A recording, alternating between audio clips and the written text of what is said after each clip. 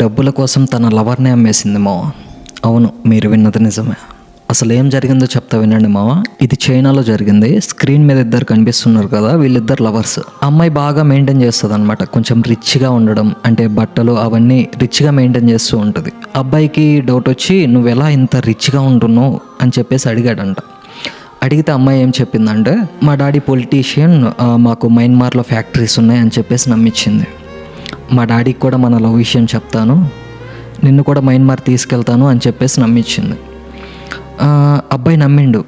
Lover చెప్తే ఎవరైనా నమ్ముతారు కదా, అందుకని చెప్పేసి అబ్బాయి నమ్మిండు. మయన్మార్కి వెళ్ళి ఫ్లైట్ నుంచి దిగిన తర్వాత వీళ్ళు కారులో వెళ్తూ ఉండగా, అంటే రోడ్ సైడ్ ఆపేసింది అనమాట. కారు ఆపేసి, నువ్వు ఇక్కడే ఉండు, ఇక్కడే మా ఫ్రెండ్ ఉంటుంది, కలిసేసి వస్తాను అని చెప్పేసి అమ్మాయి వెళ్ళిపోయిందంట. ఒక 15 మినిట్స్ తర్వాత ఏమైందంటే, ఆ కారు చుట్టూ ఒక 15 మంది రౌడీస్ వచ్చేసి అబ్బాయిని తీసుకెళ్ళిపోయారంట. అబ్బాయిని అక్కడి నుంచి తీసుకెళ్ళిపోయి 16 నుంచి 18 గంటలు వర్క్ చేయించుకుంటున్నారంట. నాన్ స్టాప్ వర్క్ చేయించుకుంటున్నారంట. ఏ వర్క్ అంటే మనకు వస్తూ ఉంటాయి కదా, ఓటీపీలు చెప్పండి, ఈ స్కామ్స్ అన్నీ, ఈ వర్క్ ఏదైతే ఉంటుందో అదంతా చేయించుకుంటున్నారంట. ఇంకా కొన్ని రోజులకి ఈ అబ్బాయికి అర్థమైంది ఏంటంటే, ఈ అమ్మాయి నన్ను అమ్మేసింది, 12 లక్షలకి అమ్మేసిందంట ఆ అమ్మాయి అబ్బాయిని. ఇంకా కొన్ని రోజులకి వాళ్ళ ఫ్యామిలీకి ఎలాగోలా ఈ అబ్బాయి మెసేజ్ పంపించాడంట. పంపించిన తర్వాత వాళ్ళ ఫ్యామిలీ ఈ అబ్బాయిని పట్టుకుని 42 లక్షలు ఏమో చెల్లించి అబ్బాయిని తీసుకెళ్ళిపోయారంట. తీసుకెళ్ళిపోయి ఇంకా పోలీస్ కేసు పెట్టారంట. పోలీస్ కేసు పెట్టిన తర్వాత ఇప్పుడు ప్రజెంట్ అయితే ఆ అమ్మాయిని పోలీసులు పట్టుకొని ఇన్వెస్టిగేషన్ నడుస్తుంది. నిజంగా చెప్తున్నా, అసలు ప్రపంచం ఎక్కడికి వెళ్తుందో నాకైతే అర్థం కావట్లే.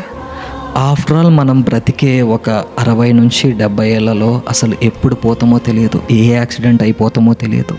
అలాంటిది జస్ట్ ఒక డబ్బుల కోసం మనుషుల్ని అమ్మేస్తున్నారు, మనుషుల్ని చంపేస్తున్నారు. అసలు ఎక్కడికి వెళ్తుంది మన ప్రపంచం? నిజంగా ఇవన్నీ ఏంటంటే అసలు మనిషిని నమ్మబుద్ధి అవ్వట్లే.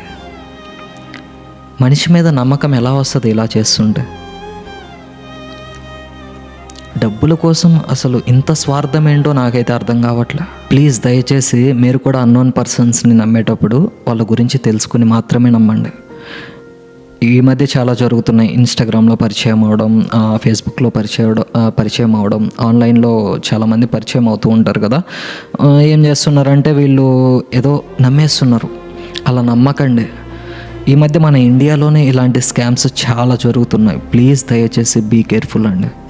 వన్స్ వాళ్ళ దృష్టిలో పడ్డామంటే, ఇంకా వాళ్ళు ఇలా చేశారంటే మన లైఫే స్పాయిల్ అయిపోతుంది.